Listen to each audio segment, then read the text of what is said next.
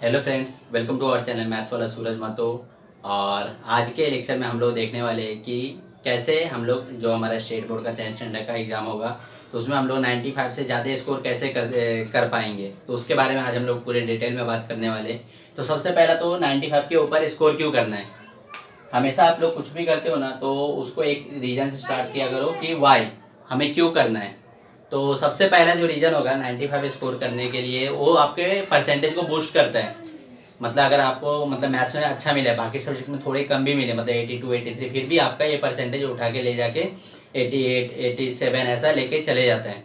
और अगर आप एक अपने स्टेट के जैसे महाराष्ट्र स्टेट की मैं बात करूँ तो यहाँ पे जो भी रेप्यूटेड कॉलेज होते हैं हर सिटीज़ में, हर जो टाउन है वहाँ पे कुछ रेप्यूटेड कॉलेज है, तो वहाँ पे वो गवर्नमेंट कॉलेज होते हैं। और वहाँ पे जो है वो फीस ट्यूशन फी जो होते हैं स्टूडेंट का वो पूरा नहीं लिया जाता है। तो ऐसे में वो बहुत अच्छा अपॉर्चुनिटी होता है स्टूडेंट के पास कि स्टेट बोर्ड में अच्छे मार्क्स स्कोर करे। और लगभग अगर अभी के करंट सिनेरियो की बात करूँ तो कम से कम 22 to 23,000 वो अपने पेरेंट्स के बचा लेते हैं।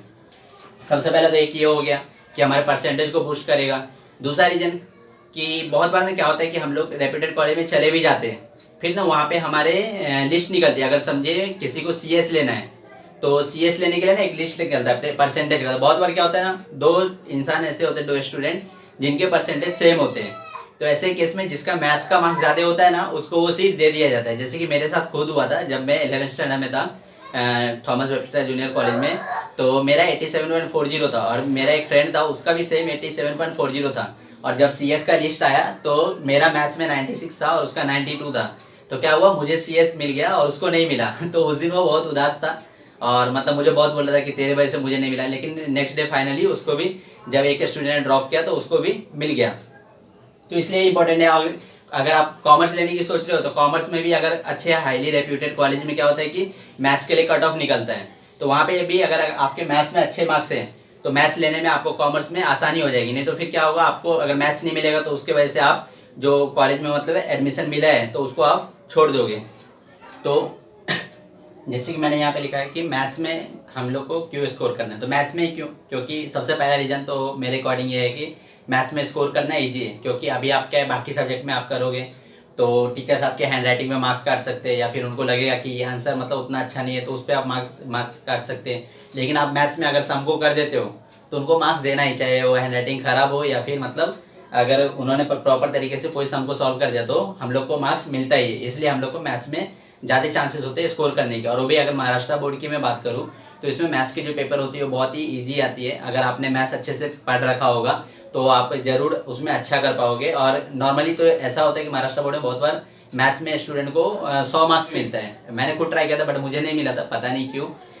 बट अगर आप करोगे तो हमेशा ला सकते हो, क्योंकि यहाँ पे स्कोर करना बहुत आसान होता है। हम लोग ने यहाँ पे देख तो लिया कि हम लोग को क्यों स्कोर करना है, अभी कैसे स्कोर करना है। तो मैं अपने एक्सपीरियंस पे बताऊँ कि जैसे मैंने स्कोर किया था। तो आपको नॉर्मली रेगुलर रहना है और मैथ्स को समझ के करने की कोशिश करनी है आपको। बहुत बार क्या होता है, मैंने बहुत सारे स्टूडेंट्स देखे या फिर मेरे ही कुछ फ्रेंड्स देखे, वो ना सबको पूरा स्टेप बाय स्टेप याद कर लेते थे, जो भी स्टेप रहता है याद कर लेते थे। और एग्जाम में क्योंकि क्या होता है हमारे जब तक हम लोग 10th में रहते हैं तो क्वेश्चंस उतने डिफिकल्ट आते नहीं है, सेम नंबर्स के आते, तो वो जाके पूरा जो स्टेप्स उनको याद रहता था वो जाके लिख देते थे और उनको मार्क्स भी मिल जाता था। लेकिन आपको अगर अच्छे मार्क्स लाने, जैसे 90 के अबव 95 के अबव लाने, तो उसमें आपको क्वेश्चंस को जो हमारे मैथ्स के जो भी टॉपिक होंगे, कॉन्सेप्ट होंगे, उनको आपको समझ के फिर प्रैक्टिस करना होगा। और अब मैं अगर नॉर्मली बात करूँ तो एक चैप्टर आपका 4-5 बार तो खुद से ही करके हो जाता है, क्योंकि आप उसको यूनिट टेस्ट के लिए पढ़ोगे, सेमेस्टर के लिए पढ़ोगे, और फिर प्रीलिम एग्जाम होते हैं। बहुत सारे स्कूल में 2-3 होते हैं। अगर किसी ने क्लासेस वगैरह ज्वाइन किए होंगे तो वहाँ पे 4-5 प्रीलिम भी होते हैं। तो उतने बार पढ़ के हमारा इतना ज़्यादा प्रैक्टिस करके हो जाता है ना कि जैसे हम लोग को क्या हो गया था ना कि क्वेश्चंस के साथ साथ आंसर क्या होगा ना बुक का वो भी याद हो गया था। और स्टेट बोर्ड के एग्जाम में मोस्टली एडवांटेज आपके पास ये होता है कि आपके जो क्वेश्चंस है वो हमेशा टेक्स्ट बुक से ही आएंगे, कोई नंबर नहीं बदला जाएगा, जैसे क्वेश्चंस होंगे वैसे ही उठा के डाल दिया जाएगा। तो इस तरीके से अगर हम लोग रेगुलर रहे और जो बेसिक्स होते हैं हमारे, एक स्टूडेंट के लिए बेसिक्स क्या है कि कोई भी चीज़ पढ़ाया जाए उसको प्रैक्टिस करो, एग्जाम के लिए पढ़ो, तो उतने भी किया ना तो फिर भी हम लोग को मैथ्स में अच्छा स्कोर मिल सकता है, देखिए हमारे अच्छे मार्क्स आएंगे। और बहुत बार क्या होता है ना, हम लोग बहुत बार कंफ्यूज हो जाते हैं कि कौन सी बुक से करें, ये बुक से करें, इसमें प्रैक्टिस सेट पेपर है इसमें से करें, या तो पास्ट ईयर के पेपर करें। बट मेरी एडवाइस ये रहेगी, और मैंने खुद भी किया था, कि सबसे पहला प्रायोरिटी आपको टेक्स्ट बुक को देना है। जब तक आपका टेक्स्ट बुक के सारे सम्स इंक्लूडिंग मिसलेनियस एक्सरसाइज और सॉल्व एग्जाम्पल सॉल्व नहीं होता है, तब तक आपको मेरे हिसाब से कोई भी बुक पे ध्यान नहीं देना चाहिए। क्योंकि अगर हम लोग बहुत बार क्या होता है ना, जैसे मेरे कुछ फ्रेंड्स थे, तो उन्होंने बहुत सारे बुक्स खरीद लिए थे। क्या कहते हैं, अरिहंत का कुछ बुक खरीद लिया था, पास्ट ईयर का पेपर्स का एक बुक खरीद लिया था। इसके अलावा मतलब जो आते हैं ना 5 पेपर सेट, ऐसा मतलब पब्लिशर का क्या है, उनको तो सिर्फ बुक बेचना है ना, तो वो अलग अलग आते हैं। तो बहुत सारे लोग क्या होते हैं, उसमें फंस जाते हैं और फिर उनका कुछ भी अच्छे से प्रैक्टिस करके नहीं होता है। बहुत बार तो मैंने ऐसा देखा है कि बहुत सारे लोग क्या करते हैं कि उनका बेसिक टेक्स्ट बुक के नॉर्मल क्वेश्चन हुए नहीं और वो सीधा पास्ट ईयर के पेपर पे चले जाते। तो आपको ऐसा कुछ भी नहीं करना। सबसे पहले आपको टेक्स्ट बुक अच्छे से करना है। टेक्स्ट बुक अच्छे होने के बाद अगर आप कुछ और ट्राई करोगे ना, तो आपके लिए ज़्यादा अच्छा रहेगा।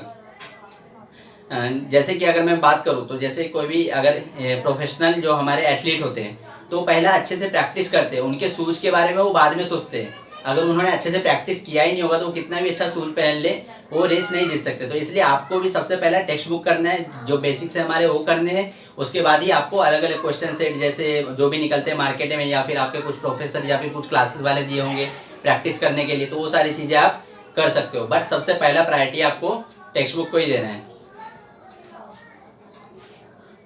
तो बहुत सारे जो लोग होते हैं, मतलब स्टूडेंट होते हैं, उनके माइंड में आता है कि हम लोग को मिसलेनियस क्यों पूरा इतना सारा सॉल्व करना है, या फिर हॉट्स के क्वेश्चन इतने सारे क्यों करने हैं, जबकि एग्जाम में तो 1-2 ही आते हैं। तो वही डिफरेंस होता है एक नॉर्मल 85 से स्कोर करने वाले बच्चों में और 95 स्कोर करने। 95 वाले क्या होते हैं, वो सारे क्वेश्चंस करके रखते हैं।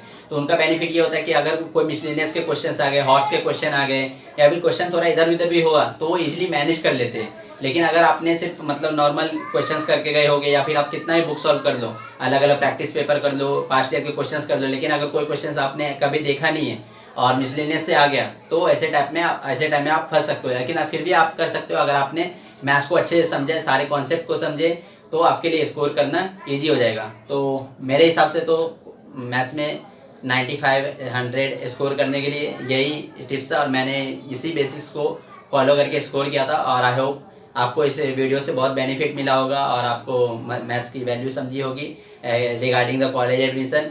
और आई होप आपको मतलब मैं जो इस लेक्चर से देना चाहता था वो आप को मिल पा रहा है। और अभी तक आपने हमारे चैनल को सब्सक्राइब नहीं किया, तो प्लीज़ सब्सक्राइब करें, लाइक करें, अपने फ्रेंड को जितने ज़्यादा से ज़्यादा हो सके शेयर करें। Thank you.